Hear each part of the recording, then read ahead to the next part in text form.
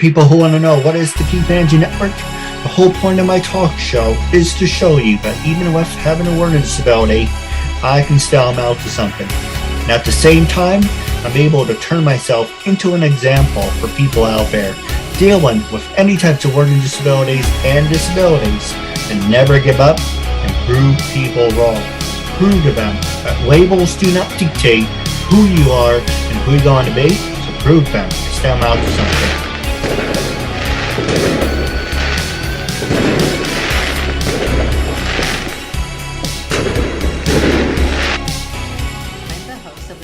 Talk show, Up and Comers of Hollywood, on YouTube channel and now on Spotify. I've been interviewed by Keith Andrew, and I recommend him. I love his story. He inspires me and others. So if you get a chance, make sure you're a guest of his. As we heard from a recommendation, we have a beautiful guest here only on the Keith Andrew Network. With that being said, we did an interview a couple years ago. I don't remember. But the one thing that will stand out is I got my head out of my ass and actually have a background. So I don't have to decorate. I think I had to decorate my brother's bed about a couple years ago. But the first question I want to ask you is, what attracted you to start your career as a professional actress? As a professional actress, I was always an actress my whole life. But I've always loved to act. I love stories. I was like shy as a kid, so I didn't pursue it. I really didn't pursue it until I hit 50, to be honest. I just was working and having children and had a family. And I took acting lessons in my 20s. And I remember my acting class. And the teacher was saying, well, you're going to have to do years of, on stage work. And at that time, I was in my 20s. I go, I want film. I want to be on TV. I want to be in movies. I don't really want to do theater. And I was in Sacramento, California. So there wasn't really much film. At least there wasn't at that point a big film community that I knew of.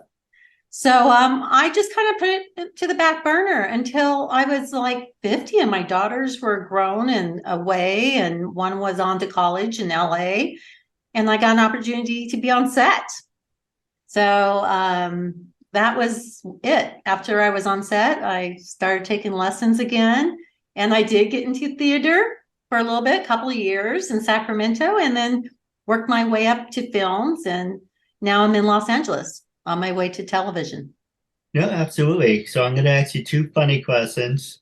Well, one serious and one, well, if I don't do my interviews as a way, my disability shows more of the show. So I'm going to ask you two funny questions, and then you can ask me anything you want, because I want this to be more interactive. And for everyone looking at your background, that is Los Angeles. Well, it looks nice. It looks like Los Angeles. That was the closest thing I could find. Hey, things you can do is money, right? So, go ahead. No, I mean, I was going to say the reason I have this background, this is part of my YouTube channel, Up and Comers of Hollywood, I started. So I have a podcast and YouTube channel where I interview Up and Comers of Hollywood. Well, actually, let me put those two questions on the side because he caught my interest. What can you tell us about your podcast, and would you like to have me as a guest?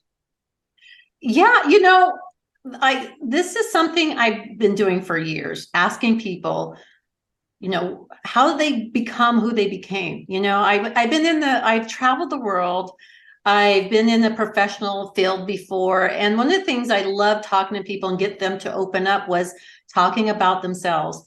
How did they get the job they have? Tell me about how you two met, if there were a couple. And the stories were fantastic, amazing. And I wish I had someone there to witness it with me. So this came from that thought of, I got to do something like this and interview people. But I'm in Hollywood and I'm meeting a lot of actors. And the more I meet people behind the scenes and on sets, I find out they're doing fantastic other things than what they're doing. And everyone is so diverse in their skill set. I thought it'd be a good idea to start this podcast and interviewing people's journeys, and not celebrities, because these aren't celebrities yet, but they're working towards it. They're hustling. They're doing the grind. They're working their way up. And I wanted to catch them on the way up because they were more open to tell the journey and help others understand what they're doing and why they're doing it in the entertainment business. So that's where that whole idea came from, is interviewing up and comers, people who are coming up, who work hard, who are really focused, committed to, be good in their field. And not just actors and singers and people in front of the cameras, but people behind the cameras as well. So I plan to interview DPs, personal assistants, production assistants, talent agents, you name it, entertainment attorneys. So we're going to have a lot of different occupations and interviews going on. And I think it's going to be really interesting to know how they got here, what made them decide to get into this business, and where they think they're going to go in the future. So I'm excited for them. I agree with you. And if you look very closely at the screen, I know it's not moving, but if you look carefully, if you stare at it long enough, it kind of feels like it gives that illusion that it's moving. Oh, I love that, Keith. No one's ever said that. So I love that. That's great. And as you were talking, I was nodding my head. And I do that a lot. I talk with my hands and my body. I don't have Tourette's or anything, but I do too. I just caught myself hitting the mic, and I'm still working on this. And that's why hosting this podcast gives me a good experience as well. I'm being a host and learning all the things that we need to learn every time we go back and look at one of our, our interviews. We get better, right? That's true, because I was just watching myself. I was agreeing with you. And if you walk back, like, what is wrong with him? Well, I'm the one who says, wow, so much. Well, wow, or really, or right. And I'm like, okay, you have to stop. Just be quiet, listen. You should turn it into a hashtag. I say absolutely. Hashtag absolutely. I love it. Yeah, why not just go with it, huh? But your show sounds similar to mine, because I interviewed your D-listers, obviously C-listers, D-listers, people working their way up. But it's some people, and you can probably agree, some people you meet are really nice, and then like me and like yourself. Thank you for that. And I'm not kissing your butt or anything. But you meet a lot of people who are like, oh, this is great, it's so wonderful. Other people are like, okay, they seem real, they seem legit, and then they come back bitching and complaining. I'm supposed to be in Jurassic Park, and I was supposed to be on War and Order, but I did your show. Now it's hurting my career. I didn't know working with people with special needs hurts your career. Oh. But that's a long story. You can save that for the 10-year anniversary. I don't know. A lot of people, 1,000, and actually I can look real. I have a bunch of these. Your episode is 1,000, and I think, oh, you're 18. I did 1,018 episodes, and half of those people are like, we're going to stand by you 100%. And the other half, it's kind of like a little birdie gets in your ear, and the slightest thing, you blame someone who can't blame themselves. Oh, I did this stupid podcast with this guy who has disabilities. Now I can't be on CBS, or I can't be on Fox News. Oh, really? That's not what you're saying? I mean, I wow. wish I saved those emails. Like, this is what I'd be. That's not good. I'm about positivity, Keith, and you know that. And I'm about challenges myself, because I think in our last podcast, I indicated how many years I was in speech therapy myself. And I had to overcome and get over the fears and the anxiety of speaking in front of people. But I just admire you for everything you've done, and that you're courageous. You're being courageous and doing what you're doing. Not a lot of people can put themselves out here like we are doing. And it scared me a lot still, but the fact that you're doing this and you're interviewing people and you want people to get to know other people and share, I don't think there's anything wrong with it. I think what happens is that some people, when they come on an interview, they may not be experienced in interviews, and they might feel like they didn't do a good job in the way they Yeah. portrayed themselves. I work with every one of my interviews. I tell them, I talk to them before we talk, about what the takeaway is going to be. I'm pretty much I mentor my guests through it all, and I edit it a lot. So I really want them to have a really positive outcome. But some people are really hard on themselves, and I'm hard on myself, and I'm trying to get over that as well. And I love doing this podcast and YouTube, because I think the more I do this, just not going to care. Just be yourself, and you're going to get better no matter what you do. So, yeah, I'm sorry that you have that negativity. I hope I don't have that in the future. But, I think that just comes with the business, right? Well, Not everyone's. go ahead. I'm sorry. I didn't mean to No, interrupt. I just feel like not everyone's going to be happy. And you're doing great, Keith. So keep up your good work, and don't Oh, let other people, make you feel bad about what you're doing. hey, Um, it's bear karma. It's like I just people I went to school with, like, oh, and they weren't the nicest people, but then we're kind of, well, I want to show you I'm a better person. And I had them on. Oh, you're so great. Not to talk about negativity, I do apologize. But it's kind of like when one thing goes wrong, is you look to blame somebody. But the one thing I do want to say to you, a lawyer told me you should have written consent or an email. You introduce yourself and say, I'm going to have you on the show like you did. Do I have your permission to interview you? And mhm, that's a one time deal, as long as it doesn't discriminate against the person. mhm. But you should, reason I bring it up is you should have a written consent saying, you were on my show, you said I could use this in it. That was a great episode. It was wonderful. It was a huge interview. It had a lot of views. But then I know this trying to make you laugh, but at the same time, it's kind of like you signed it, and you should honor it. But Yeah. just one thing I would say: that written consent really something you should protect yourself with. Yeah, Keith, I think I did that at the beginning. I did. And then after, I just kind of put that to the side. But I think that's still a good idea to have a written consent and permission. Everyone says it's a good idea. And I do have a couple. The first three, I did have them sign. And after that, I just got so busy. I just didn't, solidify it with some of the interviews. So I'm kind of seeing what happens, I guess, with that. Hopefully I never have to have a situation like that, but we'll see. I mean, if someone wants to take it off that bad, I'll take it off. It's not something. Yeah, I Uh, just put it under unlisted or on unplayable. Like it's there, but it'd be unplayable.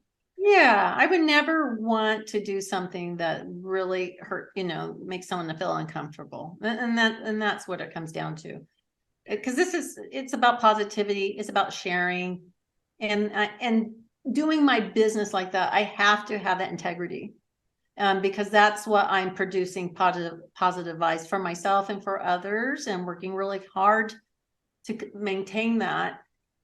And at the same time, I have to live that, right? I have to walk the walk and talk the talk. So if someone's really uncomfortable and they don't want that to be out there, we could do a couple of things. We can reshoot it, give them a chance to reshoot it, and then put another one up, or we take it down.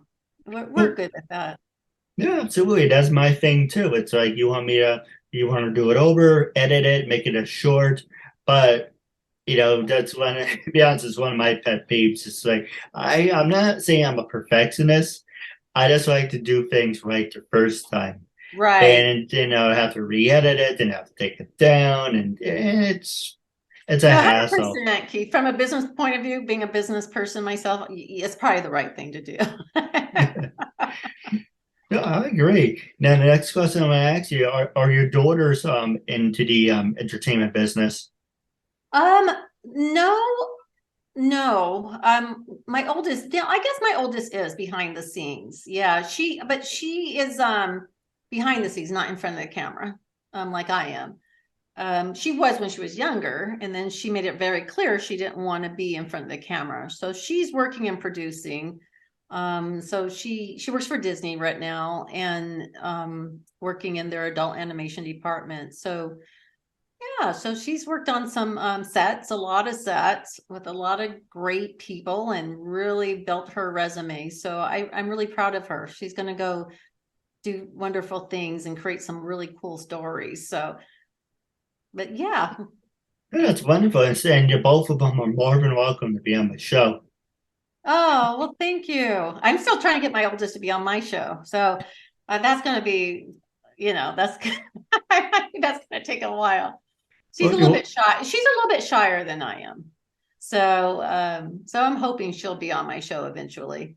So talk about her journey as well and the industry behind the scenes, because she has a great little story. And to be honest, she really inspired me. She really actually told me, she's like, "Mom, I see you as a host. Have you thought about hosting?" And I was like, yeah, but what would I do? What would I say? And then of course we went back to the questions I used to ask people when I traveled, and when, would be at different places and restaurants and sitting there waiting for friends, and I meet another couple and we start talking. I'm like, wow, I could do about that. I could have a podcast about people's journeys and their stories and challenges. And yeah, so she was the one who really inspired me to do it. So I'm hoping to have her on my podcast as well. hey, never say never. I think you're the one I said this to, or someone else, because the more I stare at you, and you're beautiful, by the way, but the more I stare at you, I'm like, do you really remind me of the mom from Home Alone? Oh, really? Okay. Because I'm looking at it's like, you could be her stunt double, you could be, I don't remember her name, but I keep seeing on one side of your face, it's like were you in Home Alone before me? I wish. I wish I was in Home Alone. Now, maybe I could be in Home Alone, whatever was it now, what, 6 or something like that? To be honest, they're running that franchise into the ground. But it's Oh, funny you should mention that of that running things into the ground. Some things keep on going. Simpsons been going on for what 38 years. I mean, okay, yes, it's a cartoon and they don't really age. Would be nice if they did. But there's a lot of things. How long do you want something to run? Simpsons, 38 years. Monday night, I'm a big wrestling fan. That's been going since almost 100 years, and thank God that's gotten better over the years. But the question I want to ask you for you is what is your end goal? Like, what inspired you say, you know what? I want to do a talk show. And what is your end goal? it's funny that you said that, because I'm really trying to live life without goals. And that is something that is different for me, especially at this stage in my life. My whole life, I felt all I had was goals. I had to accomplish. I had to meet those goals, and it was just I felt like I didn't really live life because I was so focused on those goals. So now I don't want to focus on goals. I want to just try new things, experiment, meet people like you, Keith. One of the reasons you told me earlier before we came on that you want this is helps you meet people and get to know people, because getting out there, it's hard to get out there to meet people for some people. And for me to learn more about myself. I was always in real estate business and mortgage lending and banking. And this is more creative. This is more challenging, but I love connecting with people. I do know that. So this really gives me a chance to do all that. But goal, if I have a goal, it's a loose goal, but I'm trying not to have goals with it. I just want to see, how long I can do it. And if it really works, I guess you can say I experiment. I'm experimenting right now. That's a good word. I'm experimenting with everything that I'm doing right now, with my acting, with my podcast, with whatever I do. I've done print work. I've worked on films. I've worked behind the scenes. I'm even going to write. I'm starting to write. So I'm just experimenting, and whether they are successful or not. And I don't know what the word success means for what I'm doing. Is to me, if I can complete it and I can do it and I get really good feedback, and people enjoy it, that's success. That's really success for me. So. No, I agree. Now, do you have any funny stories, any funny pranks?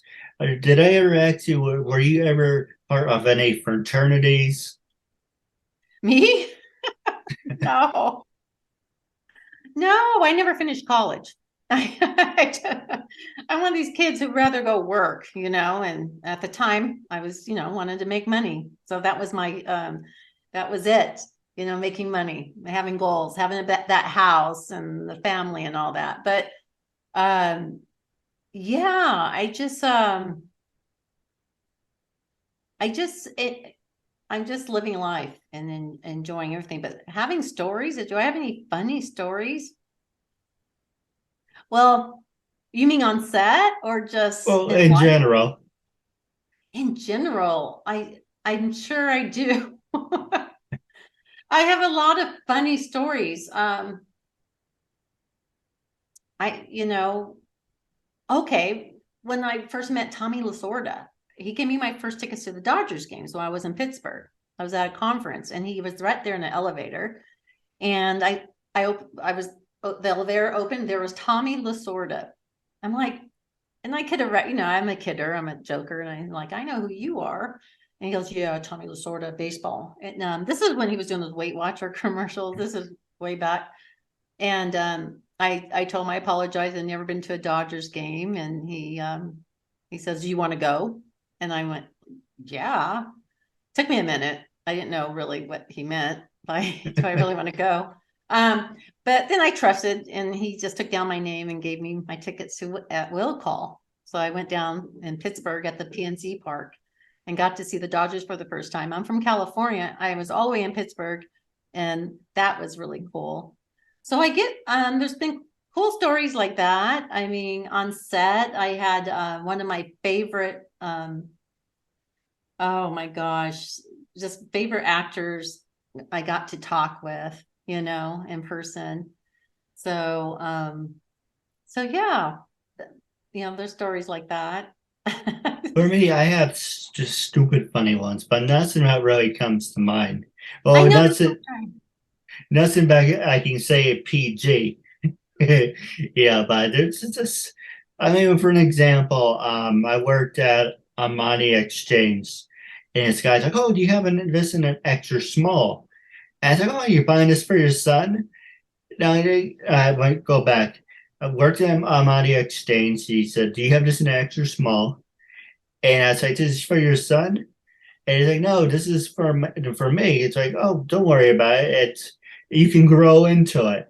And then my coworker says, "Did you just say to him he can grow into it?" Because yes, you may or may not know, some companies make their wines run small. A large is a medium is a small is an extra small. So I was like, okay, just throw it in the dryer a couple of times. It will fit, and you will grow on you. And that's one of my stupid funny ones. Oh, I'm sure I said some things that were funny. I guess I should have thought about it before I got on this Like, interview with you. you probably like this one. I used to work over at Walmart, and I purposely mispronounced names to get a reaction out of people. So it was something sugarcane. And so I said, well, what is Doreen's diarrhea sugarcane? It's sugarcane. It does not say diarrhea. Oh my God. It's stupid things like that, it's funny, but it's when you put someone on the spot, it's kind of like it goes through your head. Oh, can I say this one? No, I can't. Okay, I tell you that one. No, okay, I can't tell you that. But I do have some questions for you off the air. But on the last one, I want to ask you, so what's coming up on the horizon, and are you coming to the New York area? What's coming up on the horizon? I'm still producing my film. I have a short film called Mistaken that we shot last year. We're in post-production right now. So that will be going to film festivals this year. This is my second short film that I produced. But this was actually a story that I developed. So it's something a little special. My director and good friend, Emmy Escalante, she wrote it from the story. And yeah, she directed it for us. So we're working on that. So we're excited about that. I just did a feature film, which I was really excited about. It's a role of a Captain Terry for Ultra Red. It's a sci-fi movie. I'm a big sci-fi fan, big, anything sci-fi movies. I watch documentaries, UFO stuff. I'm all about that. So that movie is going to hit the film festival circuit this summer. So I'm hoping to have both of those kind of going out there together. Twisted, which I played an art teacher in. It's a horror film. That one's just came out on some, I believe it's on Amazon Prime. I'm not for sure. It's on some of the streaming services. So yeah, there's some things happening on that front. That's acting wise, that still is going to hit. And then this podcast is something I really want to be committed to and to kind of get going.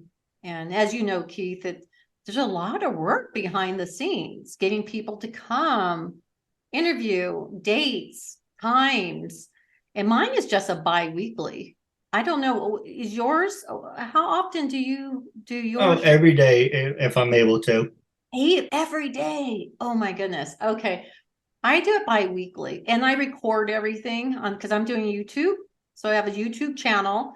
So you see this, I have an A61 camera with the lights with my Rode mic.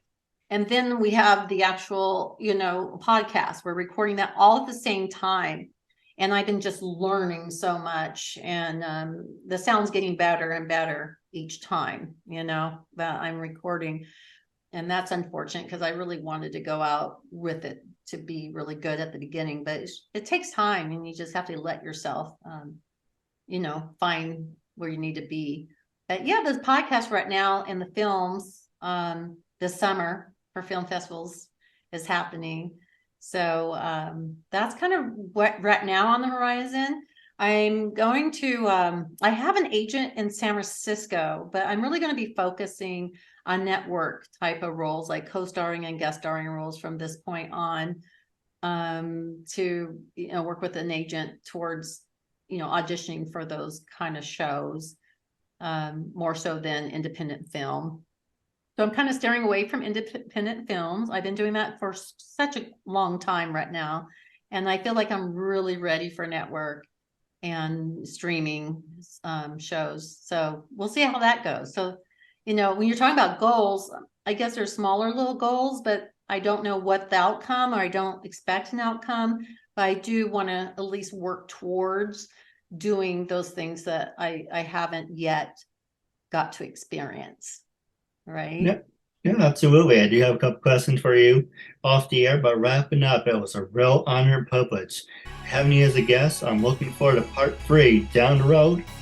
But until then, our goal for every single episode is 100 and more views. So make sure if you're watching, like, share, comment. And if you have any ideas for my next show, definitely drop in. But it was a real honor and privilege having you as a guest. And until we meet again, catch you later. Thank you and have a good night.